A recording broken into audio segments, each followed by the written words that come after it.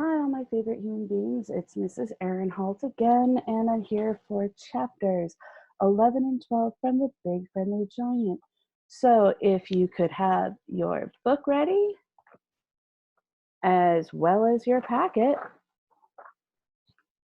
we can start. So, today, what we're going to be working on, we need our packet, we need our book, and in our packet, what would be great for you to do is start your quick write. And our quick write today is describe the best dream you have ever had. So go ahead, pause the video, take about 3 minutes, and write down the best dream that you've ever had. Give it just a few moments, and when you're done, hit play and we will begin. Did you write about your best dream ever? I hope so. Today, our 3 vocabulary terms that we're going to be looking for while reading are menace, and that means something that threatens to cause harm. We have dazed, which is stunned from a blow or shock. And then we have anguish, which is excruciating distress or pain. The vocabulary that we're going to be working on today in our packet, we have these 3 fill in the blanks that I'm hoping that you're going to fill in as we are, or after we have finished reading. We have 5 sequences.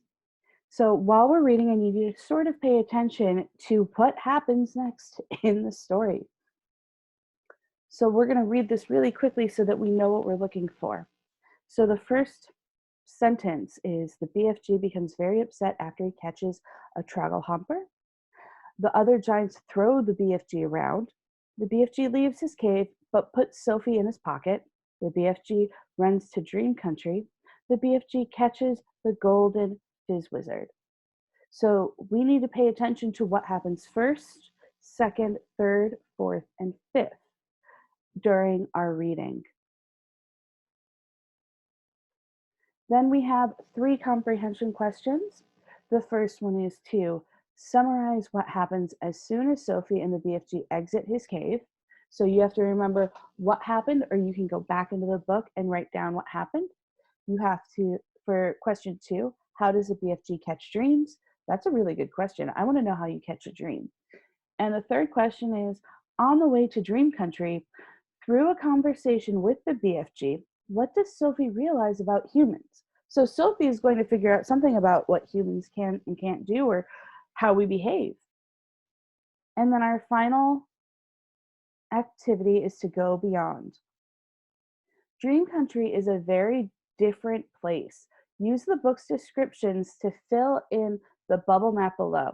So we need to see what it looks like, maybe what it smells like, what it tastes like, what it feels like, what it sounds like in the story. So we're going to try to use all of our senses to visualize what's happening in the story.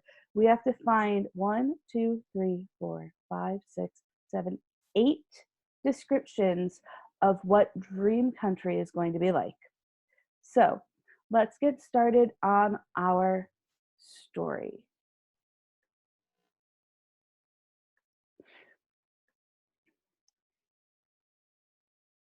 Here we are. This is chapter 11, Journey to Dream Country. After the mad frog scuttle party was over, Sophie settled herself again on top of the enormous table. You is feeling better now? Asked the big friendly giant. Much better, thank you, Sophie said. Whenever I is feeling a bit scroty, the BFG said, a few gallops of frog scuttle is always making me hopscotchy again. I must say it's quite an experience, Sophie said.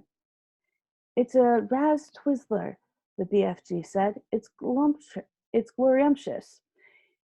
He turned away and strode across the cave and picked up his dream-catching net. I is galloping off now, he said, to catch some more whoopsie-whiffling dreams for my collection.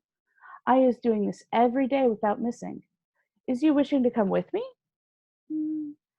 Not me, thank you very much, Sophie said. Not with those other giants lurking outside. I is snuggling you very cozy into the pocket of my waistcoat, the BFG said. Then no one is seeing you. Before Sophie could protest, he had picked her up off the table and popped her into the waistcoat pocket. There was plenty of room in there. Is you wishing for a hole to peep out from? He asked her. There's one here already, she said. She found a small hole in the pocket, and when she put one eye close to it, she could see out very well indeed. She watched the BFG as he bent down and filled his suitcase with empty glass jars. He closed the lid, picked up the suitcase in one hand, took the pole with the net on the end in the other hand, and marched towards the entrance of the cave. As soon as he was outside, the BFG set across the great hot yellow wasteland where the blue rocks lay and the dead trees stood, and where all the other giants were skulking about. Sophie, squatting low on her heels in the pocket of the leather waistcoat, had one eye glued to the little hole. She saw the group of enormous giants about 300 yards ahead. Hold your breath, the BFG whispered down to her. Cross your fingers. Here we go. We is going right past these other giants. Is you seeing that whopping great one, the one nearest to us? I see him, Sophie whispered back, quivering. That is the horriblest of them all, and the biggest of them all. He's called the flesh lump eating giant. I don't want to hear about him, Sophie said.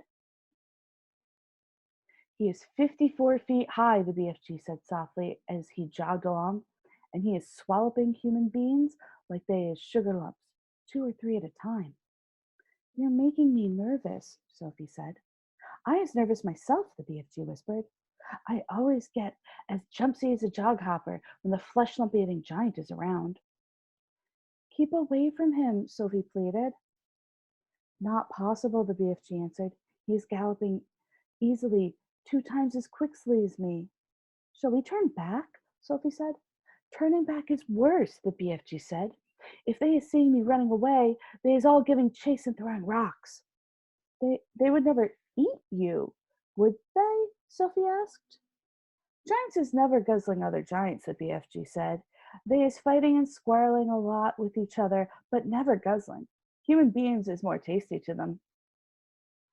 The giants had already spotted the BFG and all heads were turned, watching him as he jogged forward. He was aiming to pass well to the right of the group. Through her little peephole, Sophie saw the flesh lump eating giant moving over to intercept them. He didn't hurry. He just lopped over casually to a point where the BFG would have to pass. The others lopped after him. Sophie counted 9 of them altogether, and she recognized Blood Bottler in the middle of them. They were bored. They had nothing to do until nightfall. There was an air of menace about them as they lopped slowly across the plain and long lopping strides headed for the BFG. Here comes the renty one, boomed the flesh lump eater. Ho ho there, renty one, where's you splatchwinkling away to in such a hefty hurry? He shot out an enormous arm and grabbed the BFG by the hair. The BFG didn't struggle. He simply stopped and stood quite still and said, Be so kind as to be letting go of my hair, flesh lump eater. The flesh lump eater released him and stepped back at a pace. The other giants stood around waiting for the fun to start. Now then, you little grob squiffler, boomed the flesh lump eater. We's all of us wanting to know where's you galloping off to every day in the daytime. Nobody ought to be galloping off anywhere until it is getting dark. The human beings could easily be spotting you and start a giant hunt, and we is not wanting that to happen, is we not? We is not, shouted the other giants. Go back to your cave, Renty One. I is not galloping to any human being country, the BFG said. I is going other places. I is thinking, said the flesh lump eater, that you is catching human beings and keeping them as pets. Right as you, cried Blood Bottler. Just now I is hearing him chittering away to one of them in his cave. You is welcome to go and search my cave from frack to bunt, the BFG answered. You can go looking into every nook and cranny. There is no human beans or stringy beans or runner beans or jelly beans or any other kind of beans in there. Sophie crouched as still as a mouse inside the BFG's pocket. She hardly dared breathe. She was terrified she might sneeze. The slightest sound or movement would give her away. Through a tiny peephole, she watched the giants clustering around the poor BFG. How revolting they were! All of them had piggy little eyes and enormous mouths with thick sausage lips. When the flesh lump eater was speaking, she got a glimpse of his tongue. It was jet black, like a slab of black steak. Every one of them was more than twice as tall as the BFG. Suddenly, the flesh lump eater shot out two enormous hands and grabbed the BFG around the waist. He tossed him into the air and shouted, "Catch him, manhugger!" The manhugger caught him. The other giants spread out quickly in a large circle, each giant about 20 yards from his neighbor, preparing for the game they were going to play. Now the manhugger threw the BFG high and far, shouting, "Catch him, Bone Cruncher!" The Bone Cruncher ran forward and caught the tumbling BFG, immediately swung him up again. "Catch him, Child Chewer," he shouted. And so on it went. The giants were playing ball with the BFG, vying for each other to see who could throw him the highest. Sophie dug her nails into the sides of the pocket, trying to prevent herself from tumbling out when she was upside down. She felt as though she were in a barrel going over the Niagara Falls. And all the time there was the fearful danger that one of the giants would fail to catch the BFG and he would go crashing to the ground. So here we have a great illustration of all of the giants getting ready to play this game of catch. Catch him, Meat Dripper. Catch him, Gizzard Gulper. Catch him, Maid Masher. Catch him, Blood Bottler. Catch him, catch him, catch him.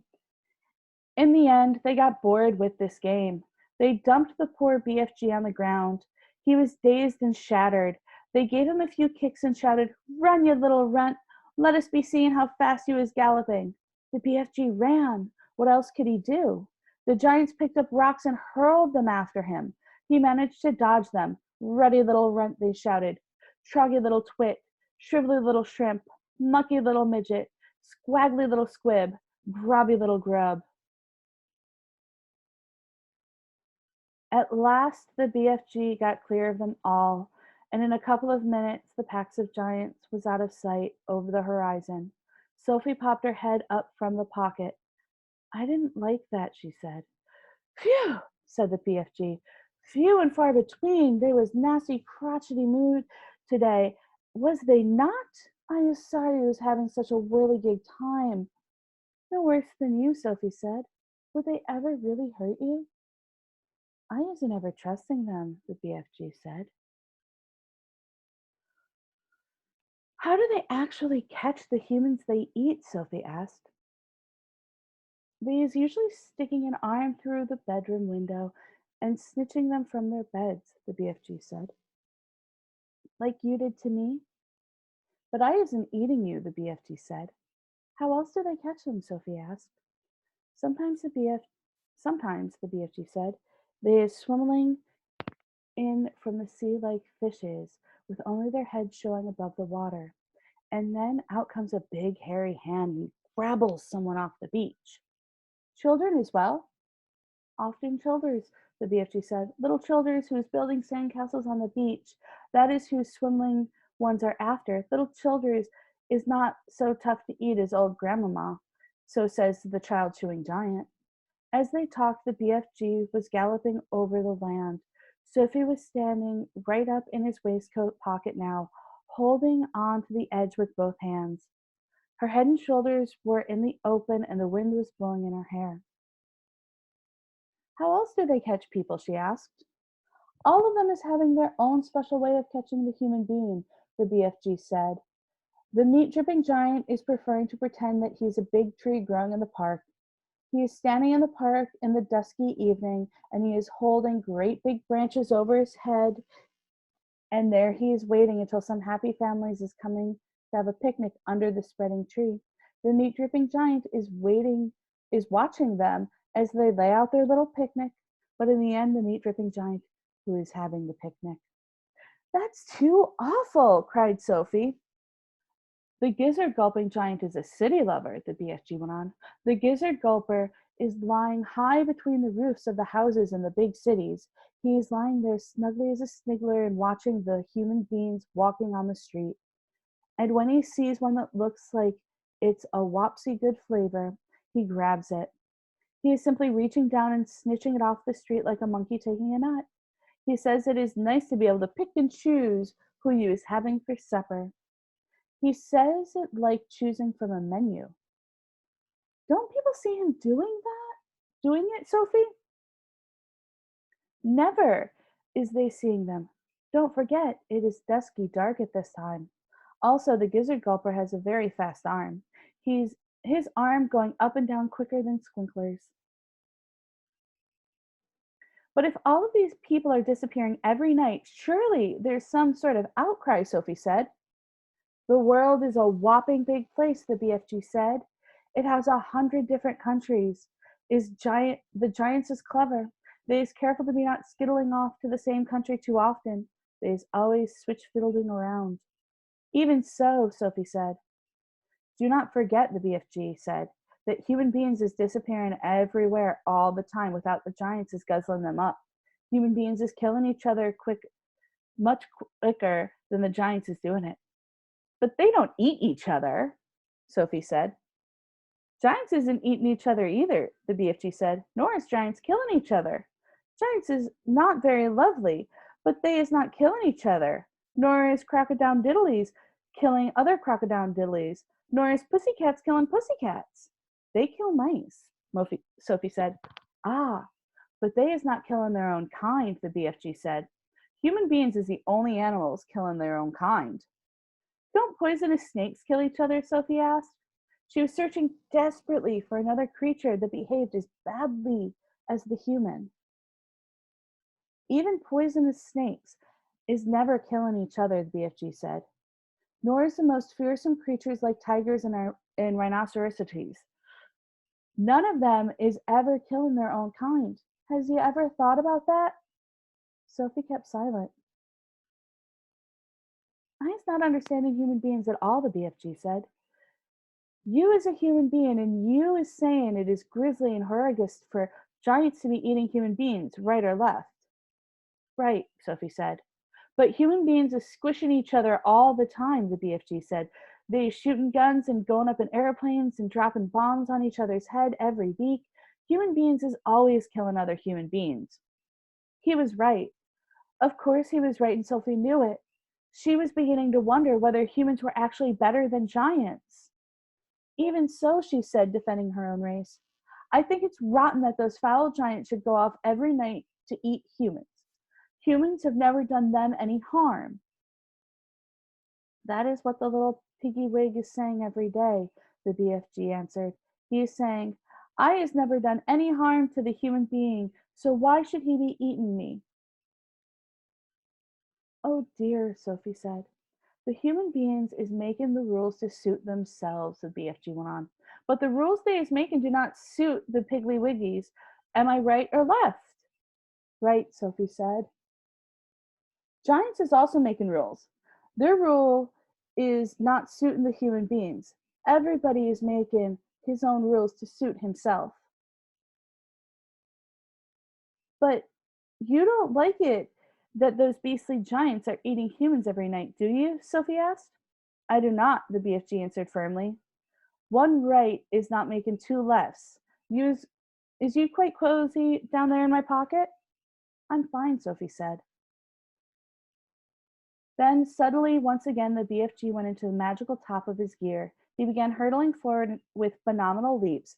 His speed was unbelievable. Then the landscape became blurred again. Sophie had to duck down out of the whistling gale to save her head from being blown off her shoulders. She crouched in the pocket and listened to the wind screaming past. It came knifing in through the little peephole in the pocket and whooshed around her like a hurricane. But this time the BFG didn't stay in top gear long. It seemed as though he had some barrier to cross, a vast mountain perhaps, or an ocean or a great desert, but having crossed it, once again he slowed down to his normal gallop, and Sophie was able to pop her head up and look out once more at the view. She noticed immediately that they were now in an altogether paler country. The sun had disappeared above the film of vapor. The air was becoming cooler every minute. The land was flat and treeless, and there seemed to be no color in it at all. Every minute the mist became thicker, the air became colder, and still everything became paler and paler until soon there was nothing but gray and white all around them. They were in the country of swirling mists and ghostly vapors. There was some sort of grass underfoot, but it was not green. It was ashy gray. There was no sign of a living creature and no sound at all except for the soft thud of the BFG's footsteps as he hurtled on through the fog. Suddenly he stopped. "We is here at last," he announced. He bent down and lifted Sophie from his pocket and put her on the ground. She was still in her nightie and her feet were bare. She shivered and stared around her at the swirling mists and ghostly vapors. "Where are we?" she asked. "We is in dream country," the BFG said. "This is where all dreams is beginning." So this is chapter 12, Dream Catching. The big friendly giant put the suitcase on the ground. He bent down low so that his enormous face was closer to Sophie's. "From now on, he's keeping as still as a winkly little micey's," he whispered. Sophie nodded. The misty vapor swirled around her. It made her cheeks damp and left dewdrops in her hair. The BFG opened the suitcase and took out several empty glass jars. He set them ready on the ground with their screw tops removed. Then he stood up very straight. His head was now high up in the swirling mist, and it kept disappearing and appearing again. He was holding the long net in his right hand. Sophie, staring upwards, saw through the mist that his colossal ears were beginning to swivel out from his head. They began waving gently to and fro. Suddenly the BFG pounced. He leapt high in the air and swung the net through the mist with a great swishing sweep of his arm. "Got him!" he cried. "A jar, a jar! Quick, quick, quick!" Sophie picked up a jar and held it up to him. He grabbed hold of it. He lowered the net. Very carefully, he tipped something absolutely invisible from the net into the jar. He dropped the net swiftly, clapped one hand over the top of the jar. "The top," he whispered. "The jar top, quick!" Sophie picked up the screw top and handed it to him. He screwed it on tight, and the jar was closed. The BFG was very excited. He held the jar close to one ear and listened. "It's a wink squiffler," he whispered, with a thrill in his voice. It's even better. It's a fizz wizard. It's a golden fizz wizard." Sophie stared at him. Oh my," he said, holding the jar in front of him. "This will be giving some little toddler a very happy night when I is blowing it in." "Is it a really good one?" Sophie asked. "A good one," he cried. "It's a golden fizz wizard. It is not often I is getting one of these." He handed the jar to Sophie and said, "Please be as a starfish now. Be as still as a starfish now. I is thinking there may be a whole swarm of fizz wizards up here today. And do kindly stop breathing. He was terribly noisy down there." "I haven't moved a muscle," Sophie said. "Then don't," the BFG answered her sharply. Once again he stood up tall in the mist, holding his net at the ready. Then came a long silence, the waiting, the listening, and at last, with the surprising suddenness, came the leap and the swish of the net. "Another jar!" he cried. "Quick, quick, quick!" When the second dream was safely in the jar, the top was screwed down. The BFG held it to his ear. "Oh no!" he cried. "Oh, mince my maggots, oh, swipe my swoggles!" "What's the matter?" Sophie asked. "It's a troggle-humper," he shouted. His voice was filled with fury and anguish. "Oh, save our solos!" he cried. "Deliver us from weasels! The devil is dancing on my dibbler!" "What are you talking about?" Sophie said. The BFG was getting more distressed every moment. Here we have a great illustration of the BFG catching all of these dreams. "Oh, bash my eye bones!" he cried, waving the jar in the air. "I come all this way to get a lovely golden dreams, and what is I catching?" "What are you catching?" Sophie said. "I is catching a frightsome troggle-humper," he cried. "It's a bad, bad dream. It's worse than a bad dream. It is a nightmare." "Oh dear," Sophie said. "What will you do with that?"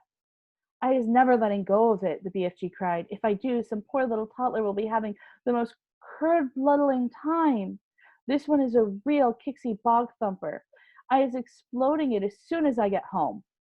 Nightmares are horrible, Sophie said. I had one once and woke up sweating all over. With this one, you'd be waking up screaming all over, the BFG said. This one would make your teeth stand on end. If this one got into you, your blood would be freezing into icicles. Your skin would be creeping across the floor. Is it as bad as that? It's worse, cried the BFG. It's a real wopsy grob switcher.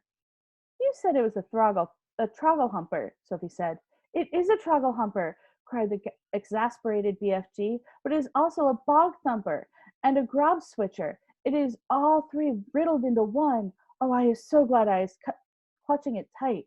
Ah, you wicked beastie, you, he cried, holding up the jar and staring into it. Never more is you going to be bunk-doodling the poor human beanie toddlers. Sophie, who was staring at the glass jar, cried out, I can see it! There's something in there! Of course there's something in there, the BFG said. You was looking at a frightsome troggle humper. But you told me dreams were invisible. They is always invisible until they is captured, the BFG told her. After that, they is losing a little of their invisibility. We is seeing this one very clearly. Inside the jar, Sophie could see the faint scarlet outline of something that looked like a mixture between a blob of gas and a bubble of jelly. It was moving violently, thrashing against the sides of the jar, and forever changing its shape. So here's this illustration of Sophie looking at the nightmare. It's wiggling all over the place, Sophie cried. It's fighting to get out. It'll bash itself to bits. The nastier the dream, the angrier it is getting when it is in prison, the BFG said. It is the same with wild animals. If an animal is very fierce and you is putting it in a cage, it will make a tremendous rumble-dumpus. If it is a nice animal, like a cockatoodle or a froggle-frump, it will sit quietly. Dreams is exactly the same. This one is a nasty, fierce, marauding nightmare. Look at him, just splashing himself against the glass. It's quite frightening, Sophie cried. I would be hating to get this one inside me on a darksome night, the BFG said. So would I, Sophie said. The BFG started putting the bottles back into the suitcase. Is that all? Sophie asked. Are we going? I is so upset by this trog-humping, bog-thumping grob switcher, the BFG said, that I is not wishing to go on. Dream catching is finished for today. Soon Sophie was back in the waistcoat pocket and the BFG was racing home as fast as he could go. Then at last, when they emerged out of the mist and came again on the hot yellow wasteland, all the other giants were sprawled out on the ground, fast asleep. And that is the end of chapter 12.